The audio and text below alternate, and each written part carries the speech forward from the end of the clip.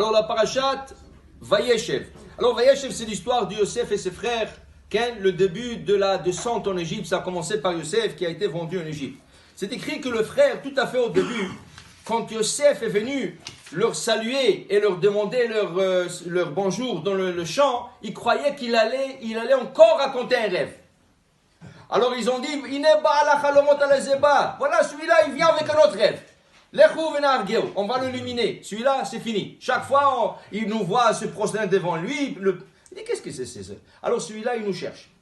Ils ont décidé de le tuer. Quand il s'est approché chez eux, ils l'ont attrapé. Il y a une voix céleste qui est sortie. On l'a étudié hier soir. Une voix céleste. Elle a dit, essayez de le tuer et moi je vais voir qu'est-ce qu'il est. Le seul qui a entendu ça, c'est Reuven, l'aîné. Il leur a dit à ses frères, vous avez entendu? Il dit non. Qu'est-ce que tu as entendu? Il dit non, rien. Alors Vaishma Reuven, il a entendu la voix céleste dire, essayez de le tuer, on va voir. Il a dit non, on ne le tue pas. Il y a une puits ici, mettez-le dans le bord et on verra bien quoi faire. Ils l'ont mis dans le bord. Mais entre-temps, Reuven a dû partir servir son père parce qu'il prenait de tours de rôle pour servir Yaakov. Il est parti. Eux, ils sont assis, ils ont mangé, ils l'ont vendu. Entre-temps. La Torah nous dit, quand Reuven leur a dit, mettez-le dans le puits, okay? Et on va voir, c'est écrit Ve'aborek en bomay. Dans le puits, il n'y avait pas d'eau. Normalement, ce puits-là contenait de l'eau. Alors, ils ne voulaient pas le noyer. C'est sûr qu'ils ne voulaient pas le noyer. Vient la Gemara, elle nous dit, en bomay, sache qu'il n'y avait pas d'eau. Il y avait quelque chose d'autre. Il y avait des serpents et des scorpions. Maintenant, juste après ça, la Gemara vient et dit, Ner Hanouka, la bougie de Hanouka, qui a été placée plus haut que 10 mètres, ça veut dire 20 coudées, 10 mètres, 30 pieds, c'est pas caché. Comme ça, dit Rabbi Tanchum. Ner Hanouka, Shiliach. C'est quoi la juste opposition?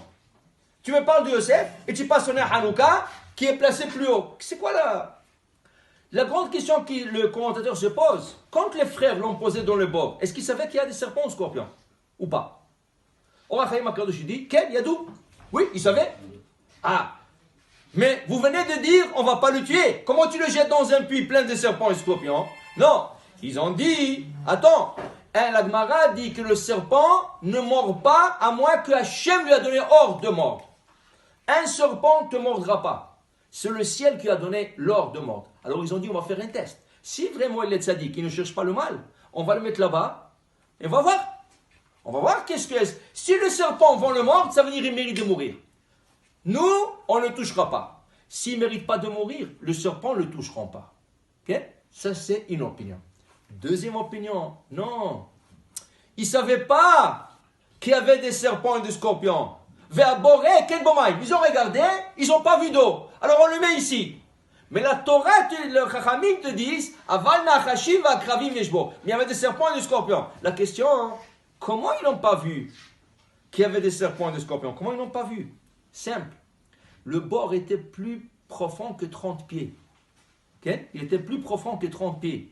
Tu ne peux pas voir dans cette profondeur, tu ne peux pas voir. Il faut descendre pour voir. Eux, ils ne savaient pas. S'ils auraient su qu'il y avait des serpents et des scorpions, ils ne l'auront pas mis là-bas. Ils ne savaient pas. Maintenant, tu comprends la juste position. Viens Rav Tanchum, il dit, comme les frères de Yosef, quand ils l'ont mis dans le bord, ils n'avaient pas l'intention de le tuer. Et ils n'ont pas vu qu'il y avait des serpents et des scorpions. Tu sais pourquoi? Parce que c'était trop profond, plus que 30 pieds. De là, tu comprends. De la même profondeur, ça va à l'auteur.